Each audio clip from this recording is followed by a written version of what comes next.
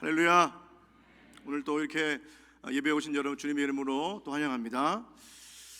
여러분 혹시 유튜브 인문학 강의 중에서 그 많은 학자들이 동일하게 언급한 주제가 여러분 무엇이라고 생각하십니까? 인문학 강의 중에 가장 많이 언급된 주제는 나는 누구인가입니다. 나는 누구인가? 왜 자신의 정체성에 대해서 이렇게 수많은 학자들이 강의를 하고 있을까요? 왜 수많은 사람들이 나는 누구인가에 대해서 고민하고 있을까요? 궁금해할까요? 그것은 바로 내가 누구인가를 알게 되면 진정한 행복이 온다라고 생각하기 때문입니다. 그래서 많은 사람들은 자기 정체성에 대해 알고 싶어 하는 것은 이 땅에서 자기 정체성을 알아서 정말 목적 있는 삶을 살고 싶어하는 소망들이 있기 때문입니다. 근데 성경도 사실은 이와 같은 주제를 가지고 있습니다. 그리스도인인 우리들이 하나님 앞에서 자신의 정체성을 깨닫는 것은 정말 복된 삶의 출발점이라는 것입니다. 자신의 정체성을 깨닫게 되면 하나님을 바라보는 관점이 달라지게 됩니다. 그리고 자신을 바라보는 관점이 달라지게 되고 또 타인을 바라보는 관점이 달라지게 됩니다. 이러한 관점이 달라지면 정말 행복한 복된 삶을 살 수 있게 됩니다. 그래서 여러분에게 저는 이 질문을 저도 드리고 싶습니다. 여러분은 누구이십니까? 여러분은 자신을 누구라고 생각하십니까?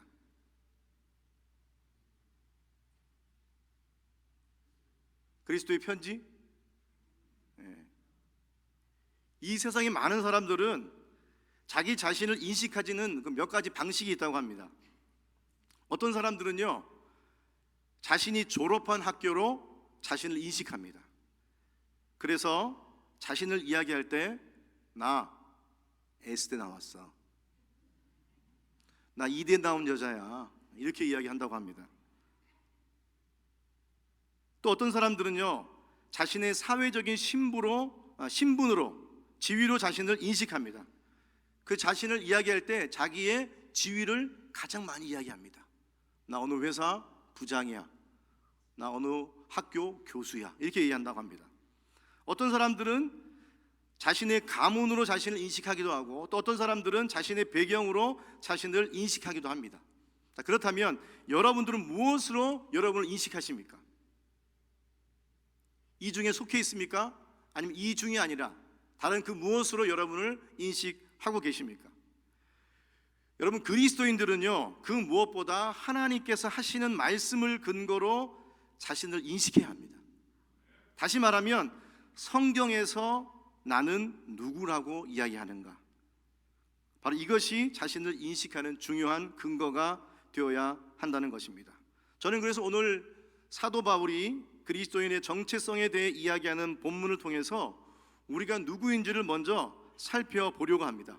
오늘 고린도후서에 보면 그 그리스도인의 그 정체성에 대해서 바울은 여러 가지를 이야기를 해주고 있습니다. 아까 말씀하신 2장에 보면 그리스도의 향기라고 말하고 있고 또 그리스도의 편지라고 말하고 있고 또 오늘 본문에서는 보배를 담은 질그릇이라고 말하고 있고 또 더 나아가서는 하나님의 성전이다라고 이렇게 이야기를 해주고 있습니다. 저는 오늘 여러분들과 바울이 그리스도인들을 가리켜 보배를 담은 질그릇이다라고 말한 그 내용을 함께 살펴보고자 합니다. 이 내용을 통해서 우리가 우리 자신이 누구인가, 자기 정체성을 깨닫는 은혜를 먼저 나누기를 원합니다. 그리고 더 나아가서 하나님께서 과연 사용하시는 사람이 어떤 사람이며 또 어떻게 우리가 하나님의 능력이 우리의 삶에 들어올 수 있는지를 함께 살펴보고자 합니다. 그럼 우리가 오늘 바울이 우리에게 그리스도인들을 일컬어서 우리를 무엇이라고 이야기를 해주고 있습니까? 바울은 먼저 우리를 질그릇이다 라고 말하고 있습니다. 우리는 질그릇이다. 7절 말씀 보면 우리가 이 보배를 질그릇에 가졌으니 이는 심히 큰 능력은 하나님께 있고 우리에게 있지 아니함을 알게 하려 함이라. 바울은 우리의 정체성을 뭐라고요? 질그릇이다 라고 말하고 있습니다. 여러분, 질그릇이 무엇인지 여러분 다 아실 것입니다. 진흙으로 빚어서 만든 그릇이죠. 열이나 물에 아주 취약하고 그리고 외부의 물리적인 압력에도 아주 취약한 그릇입니다. 다시 말하면 쉽게 깨지고 부서지기 쉬운 그릇이 무엇입니까? 바로 질그릇이다라고 그렇게 이야기를 해주고 있습니다. 이사야서 64장 말씀 보면 하나님께서 우리의 토기장이 되시면서 우리 토기장이가 우리를 빚었는데 그 빚은 그릇이 질그릇이다라고 그렇게 이야기를 하고 있습니다. 또한 바울은 디모데후서 2장에서 큰 집에는 금그릇과 은그릇과 나무그릇과 질그릇을 있다라고 이렇게 이야기를 하면서 다양한 그릇에 대해서 이야기를 해주고 있습니다. 자, 근데 바울은 왜 굳이 여기서 우리를 금그릇이다 또는 은그릇이다, 나무그릇이다 라고 말하지 않고 왜 질그릇이다 라고 그렇게 비유를 했을까요? 그 이유는 우리 자신들이 하나님 앞에서 우리의 실존을 깨닫게 하기 위해서입니다. 우리의 실존을 깨닫게 하기 위해서죠. 우리는요, 이 질그릇이라고 말하는 것은 우리는 태생적으로 존재론적으로 약한 존재라는 것을 말씀해 주고 있어요. 조금 더 분석적으로 들어가면 육체적으로 정서적으로 깨어지기 쉽고 부서지기 쉬운 약한 존재이고요, 신학적으로 이야기하면 죄로 인해 타락하여서 죄에 아주 취약한 육체를 가지고 있으며 스스로 힘으로는 어떠한 선을 행할 수 없는 무능력한 존재다라고 그렇게 이야기를 해주고 있습니다. 그러니까 종합적으로 말하면 바울이 우리를 질그릇이라고 말하는 이유는 육체적으로 정서적으로 깨지기 쉬운 연약한 존재이며 또 육신의 타락한 본성으로 인해서 죄를 질 수밖에 없고 우리의 힘으로는 선을 행할 능력이 전혀 없는 무능한 존재다라고 이렇게 이야기를 하고 있습니다. 자, 이렇게 바울이 이야기하지만 중요한 것이 무엇입니까? 여기 문제가 있는데 중요한 것은 우리 스스로 이 약함을 인식하지 못하는 데 있다는 것입니다. 여러분, 정말 여러분은 여러분 자신들을 제가 말씀드린 것처럼 오늘 바울이 질그릇이라고 고백한 것처럼 여러분 자신이 정말 약하고 무능력한 그러한 존재라고 인정하고 계십니까? 여러분 자신들을 어떻게 평가하고 계십니까? 제가 한국에 있을 때 기독교 상담학교를 들은 적이 있습니다. 그 상담학교에서 정신과 의사이신 강사분이 사람들이 자신을 어떻게 평가하는지에 대해서 5단계를 나누어서 이렇게 평가를 해주시더라고요. 그래서 질문을 주시면서 지금 강의를 듣는 여러분은 어디에 있다라고 생각하십니까? 여러분은 누구입니까? 라고 이렇게 물어보았습니다.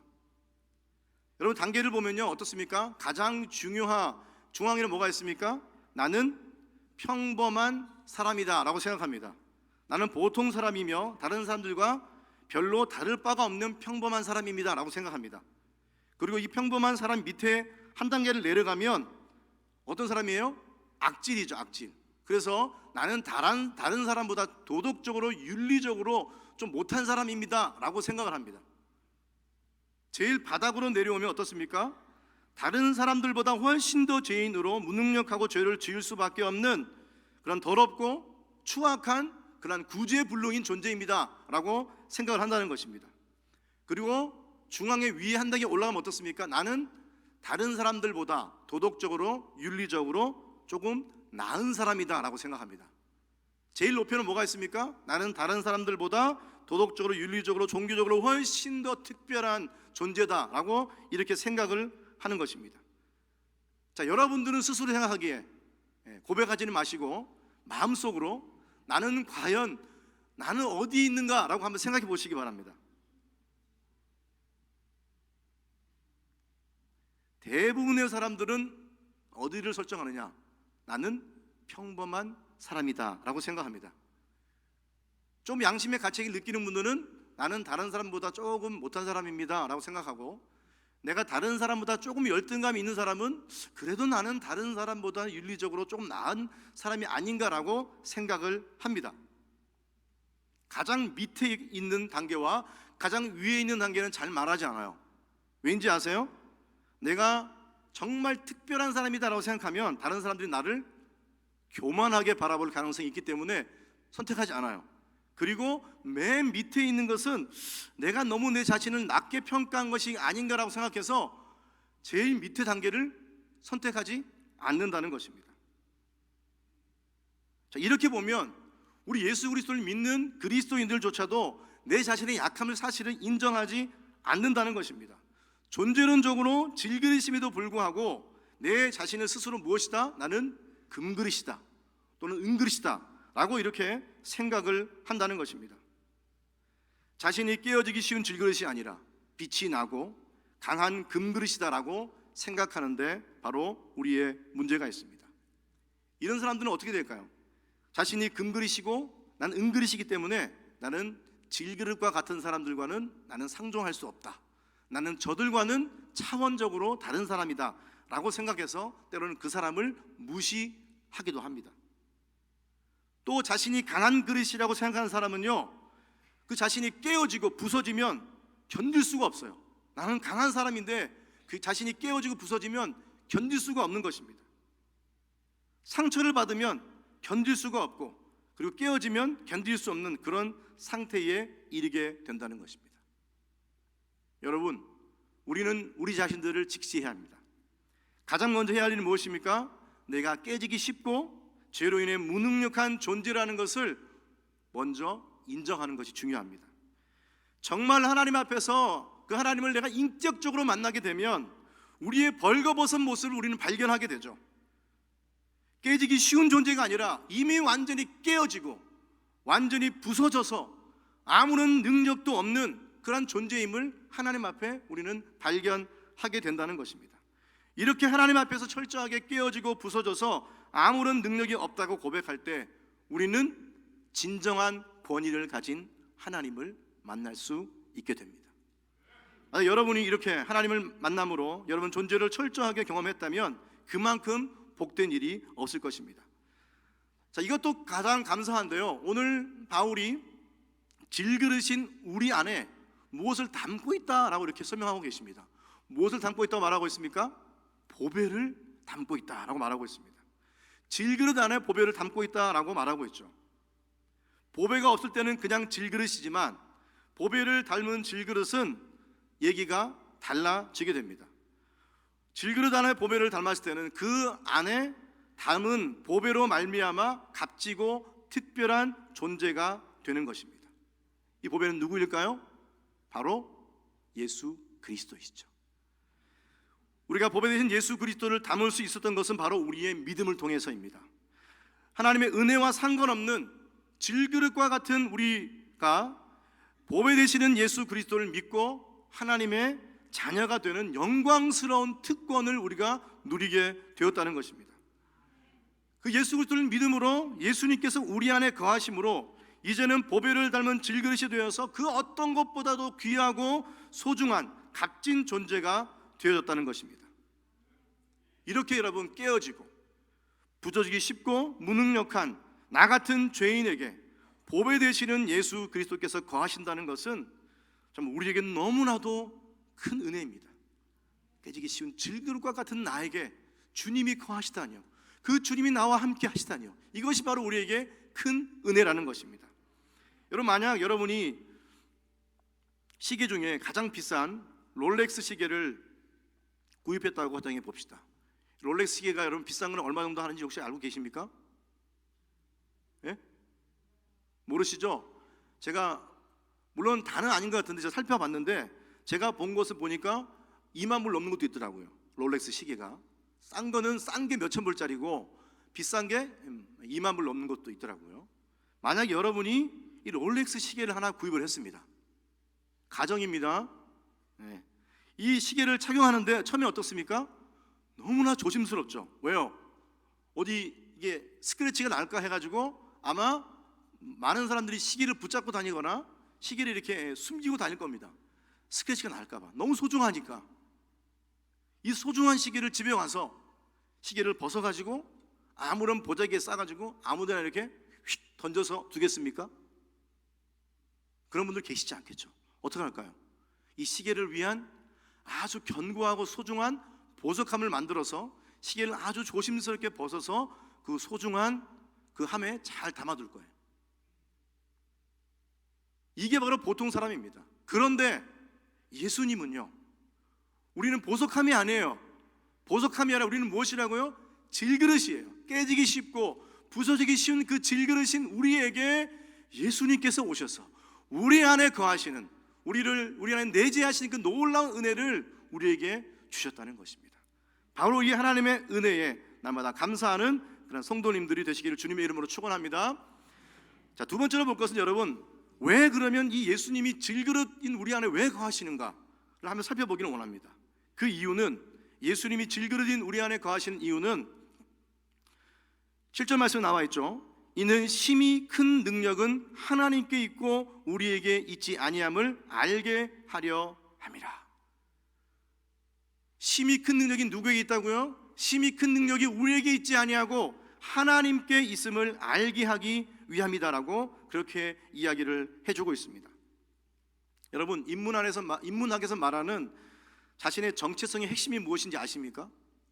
그 핵심이 무엇이냐면 자신의 삶의 주체성을 알고 모든 주도권을 자신이 가지고 살아가는 거예요. 이게 인문학에서 말하는 자기 정체성입니다. 자기 주체성을 찾아서 그 모든 주도권을 자기가 가지고 살아가는 거예요.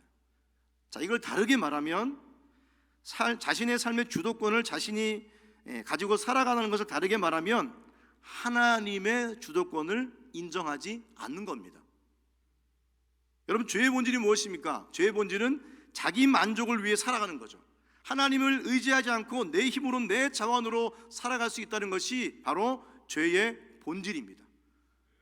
그런데 세상에서는 바로 우리 인간의 정체성을 그렇게 가르쳐요. 내 자신의 삶을 여러분이 주관해라, 주도권을 가져라 라고 이렇게 이야기를 해주고 있습니다. 이거 무엇입니까? 모든 힘의 근원은 누구에게 있다? 나에게 있다. 능력은 나에게 있다 라고 이렇게 고백을 하고 있다는 것입니다. 그런데 오늘 바울은 뭐라고 말하고 있습니까? 하나님은 우리를 질그릇으로 만드셔서 이 능력이 우리에게 있지 아니하고 누구에게 있다? 예수 그리스도 안에게 있다, 하나님에게 있다라고 그렇게 이야기를 해주고 있습니다. 고린도전서 1장에 보면 바울이 고린도 교회의 그 실제적인 구성원들이 어떠한 구성원들이었는가에 대해서 말씀을 해주고 계십니다. 고린도전서 1장 27절 말씀부터 29절 말씀을 제가 한번 읽어드리겠습니다.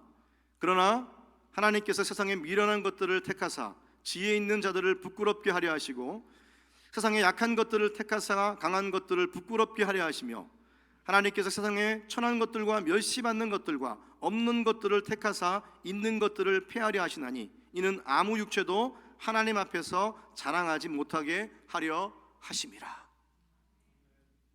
이 말씀은요, 그냥 바울이 허구로 쓴 게 아닙니다. 당시에 실제로 고린도 교회 성도들의 구성원들이 다 그런 구성원들이었어요. 세상에 미련하다고 생각하는 사람들, 그리고 약한 사람들, 천한 사람들, 멸시받는 사람들이 바로 고린도 교회의 구성원들이었다는 것을 말씀을 해주고 있습니다. 자, 바울이 그런데 이걸 이야기하는 이유가 무엇일까요?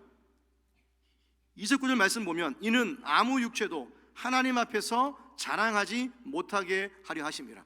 하나님께서 그러한 사람들을 사용하시는 이유는 하나님 앞에서 내 자신의 힘으로, 내 자신의 능력으로 되었다라고 자랑하지 못하게 하기 위해서 하나님께서 그런 사람들을 사용하신다라고 말씀해 주고 있습니다. 성도 여러분, 정말 하나님께서는요, 세상에 미련한 자들을 택하십니다. 세상에 약한 자들, 천한 자들, 멸시받는 자들을 택하십니다. 그래서 자신을 질그릇이라고 고백하여서 모든 능력이 하나님께 있음을 인정하고 그 삶의 주도권을 하나님께 넘겨드리는 자, 바로 그런 자들을 하나님께서 쓰시는 것입니다. 자신의 연약함을 고백하고 하나님의 손에 붙들려서 하나님의 능력을 나타내는 그런 자들을 쓰십니다. 오늘 예배한 우리 CMC의 모든 성도들이 자신을 질그릇이라고 고백하여 하나님의 능력을 나타내어 하나님이 쓰시는 귀한 하나님의 백성들 되시기를 주님의 이름으로 축원합니다. 마지막으로 살펴볼 것이 무엇입니까? 자, 그러면 이 예수 그리스도의 능력이 어떻게 우리의 삶에 나타날 수 있는가입니다.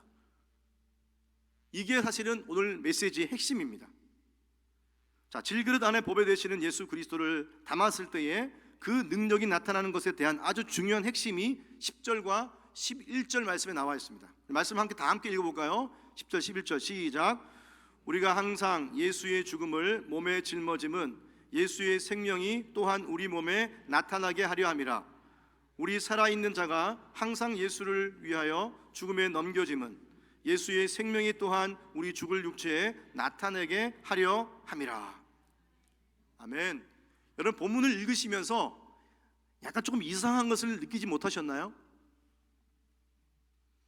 제가 하나님의 능력, 예수님의 능력에 대해서 제가 말씀을 드리겠다라고 제가 이야기했습니다. 그런데 바울은 이 예수님의 능력에 대해서 이야기하는데 우리의 생각과는 조금 다른 것들을 제시해요.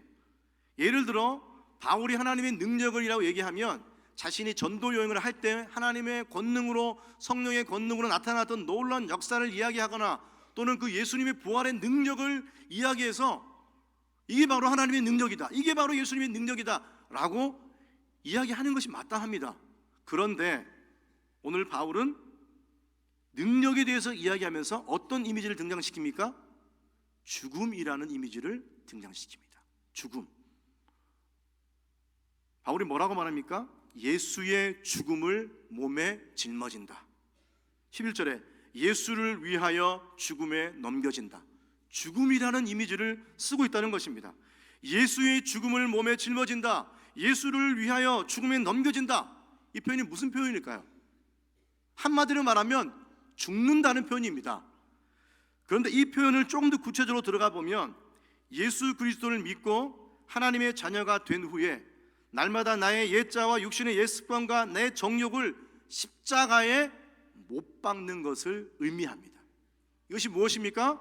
예수의 죽음을 몸에 짊어진다, 예수를 위하여 죽음에 넘겨진다는 바로 그러한 의미입니다. 갈라디아서 5장 24절에 바로 이렇게 기록합니다. 그리스도 예수의 사람들은 육체와 함께 그 정과 욕심을 십자가에 못 박았느니라. 여러분, 우리가 예수의 죽음을 몸에 짊어지는 것, 우리의 정과 욕심을 십자가에 못 박는 것, 이것은 한 번으로 끝나는 것이 아닙니다. 예수님께서 오시는 그날까지 성령 안에서 날마다 지속적으로 이어져야 할 바로 그러한 경험이라는 것을 우리는 기억해야 합니다. 자, 그런데 바울이 십자가에서 못 박히는 것, 이것과 아주 유사한 표현을 우리에게 설명하고 있는데요, 그것이 무엇이냐면 죄를 죽이는 것입니다. 죄를 죽이는 것. 좀 생소하시죠, 여러분? 죄를 죽이는 것.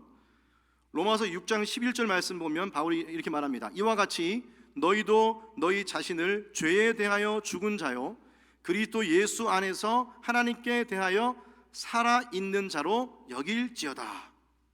이 말씀이 무슨 말씀입니까? 바울이 예수의 죽음을 몸에 짊어진다라는 이 표현과 내 자신의 정과 욕심을 십자가에 못 박는다는 표현과 그리고 죄를 죽인다는 이 표현이요, 한 선상에 있다는 거예요. 같은 의미라는 것입니다. 그렇다면 여러분 자신을 십자가에 못 박는 것, 그리고 죄를 죽이는 것, 이것을 어떻게 효과적으로 할 수 있을까요? 여러분, 지금까지 신앙생활을 하시면서 여러분의 삶을 한번 돌아보시기 바랍니다. 정말 내가 내 안에 있는 이 죄를 끊어버리기 위해서, 내 안에 있는 육신의 욕심을 끊어버리기 위해서 여러분들은 수많은 노력들을 해 오셨을 거예요. 저도 마찬가지입니다. 매일매일 무릎 꿇고 기도하죠. 그런데 그게 완전하게 잘 되십니까? 성공적으로 이루셨습니까?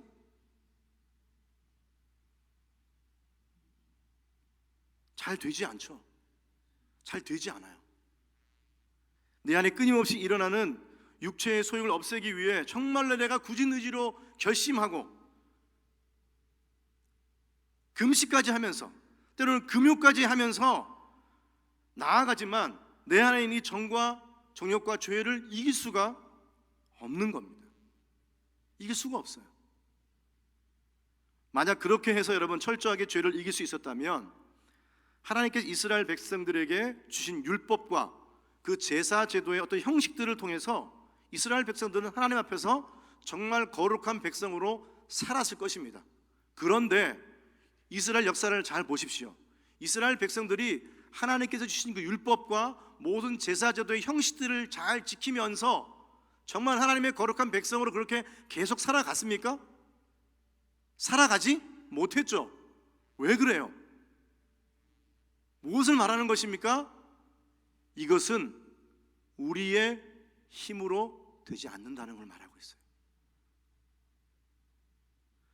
우리가 많은 말씀을 듣지만요, 여러분, 우리의 모든 죄를 죽이는 일과 우리의 정과 욕심을 십자가에 못 박는 일, 내가 굳은 결심을 하고 금식을 하고 모든 걸 내 의지로 한다고 해서 이것이 이루어지는 게 아니에요. 내가 할 수 없다는 것입니다. 내 힘으로 되지 않는다는 거예요. 그래서 로마서 8장 3절 말씀 보면 율법이 육신으로 말미암아 연약하여 할 수 없는 그것을 하나님은 하시나니 곧 죄로 말미암아 자기 아들을 죄 있는 육신의 모양으로 보내어 육신의 죄를 정하사라고 말씀하시죠. 율법으로 할 수 없는 그것을 누가 하신다고요? 하나님이 하셔요. 누구를 보내셔서? 예수 그리스도를 보내셔서 죄를 이길 수 있도록 하시는 것입니다. 그리고 오늘날 예수 그리스도는 우리에게 성령을 보내어 주셨어. 이 연약한 육신으로 할 수 없는 그것을 성령으로 말미암아 할 수 있도록 우리를 도와주신다는 것입니다. 17세기의 유명한 청교도 목사인 존 플라벨이라는 사람이 있습니다. 이 사람은 그의 책인 은혜의 방식이라는 책에서 이 성령의 역사에 대해서 이렇게 기록하고 있습니다. 거룩하게 하시는 성령님만이 죄 죽이기에 오직 유일한 원리입니다. 성령이 아니고서는 아무도 큰 결심과 서약을 한다 해도 몸의 소욕을 끊어버리는 금욕주의로 자신의 몸을 매질한다고 해도 아무 소용이 없습니다. 아무리 작은 한 가지의 죄도 성령님의 역사가 아니고서는 성공적으로 죽일 수가 없습니다. 동일하십니까 여러분? 우리의 힘으로는 되지 않습니다. 하나님께서 성령을 통해서 이 육신의 본성이 가지고 있는 반대적인 그 본성을 우리의 영혼에 심겨 주신다는 거예요. 이것이 무엇입니까? 바로 성령의 소욕이죠. 성령의 소욕이 우리 안에 심어 주셔서 우리 안에 있는 끊임없이 일어나고 있는 육신의 정욕과 죄에 대한 것들을 이길 수 있도록 우리와 함께해 주신다는 것입니다. 그래서 갈라디아서 5장 17절 말씀에 이렇게 말씀하고 있죠.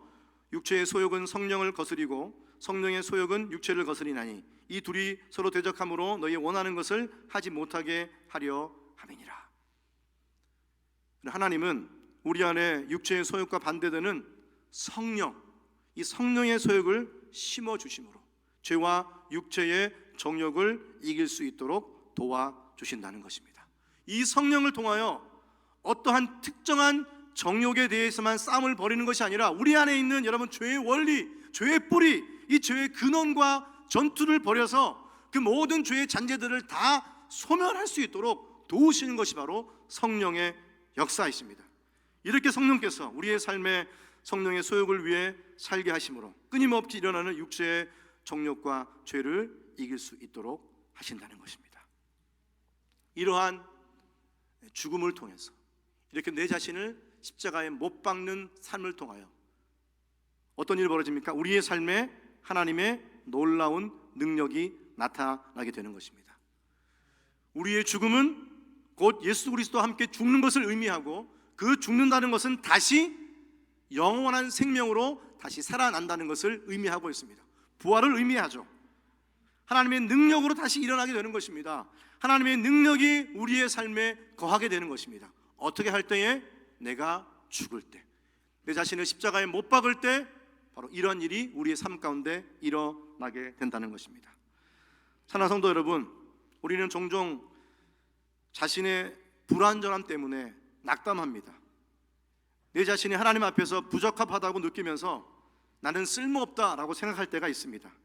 그러나 오늘 하나님께서는 우리의 불완전한 인간성이 하나님의 거룩한 목적의 장애물이 되지 않는다라고 말씀하십니다. 사람의 약점과 흠과 결함과 틈 때문에 오히려 그곳에 충족하신 하나님의 임재가 깃들 수 있다라고 우리에게 말씀을 해주고 있습니다. 마지막으로 여러분에게 한 가지 스테인드 글래스에 대해서 말씀을 마치고자 합니다. 여러분 보시는 이 스테인드 글라스는요, 중세 시대에 큰 유리, 이 판유리를 크게 만들 수 없어서 생긴 유리공예의 한 방식입니다. 잘 아시겠지만 이 스테인드 글라스는 판유리가 아니라 다 조각조각 깨어진 이 유리들을 밀랍으로 연결하여서 큰 그림을 만드는 작업을 말합니다. 그러니까 조각이 나가지고 도저히 사용할 수 없는 이 유리들을 다듬고 그리고 밀랍으로 붙여서 아주 훌륭한 작품을 만드는 것이죠. 이 작품이 만들어졌을 때에 빛이 비추면 그 빛으로 말미암아 아주 아름답고 훌륭한 그림이 우리를 볼 수 있다는 것을 알 수 있습니다. 근데 여러분, 이 스테인드 글라스를 보면서 마치 우리들은요 이 스테인드 글라스의 조각난 유리 조각들과 같습니다. 그냥 그대로 두면 스스로 상처를 받기도 하고 그 날카로운 면 때문에 다른 사람을 상하게 할 수도 있습니다. 그러나 그 깨어지고 부서진 조각들을 성령께서 다듬으시고 성령 역사로 말미암아 회복하게 하시어 훌륭한 작품으로 만드시는 것입니다. 깨어지고 부서진 조각들이 모여서 아름다운 그림을 만드는 것처럼 깨어지고 부서진 우리들을 성령께서 회복하시고 변화시키셔서 예수 그리스도를 세상에 비추는 스테인드 글라스로 우리를 사용하시는 것입니다. 여러분, 그래서 여러분 깨어져도 괜찮습니다. 여러분 부서져도 상관없습니다. 연약해도 무능해도 괜찮습니다. 여러분의 깨어지고 부서진 모습 그대로 예수 그리스도 십자가 앞에 나아가십시오. 그 깨어지고 부서진 우리의 심령을 성령의 능력으로 회복하시고 연약하고 무능한 그 안에 보배 되시는 주님이 거하심으로 주님의 빛을 비추는 거룩한 도구로 사용하십니다. 이 거룩한 도구로 사용되어지는 우리 모든 성도들 되시기를 주님의 이름으로 축원합니다. 시간 함께 기도하기 원합니다.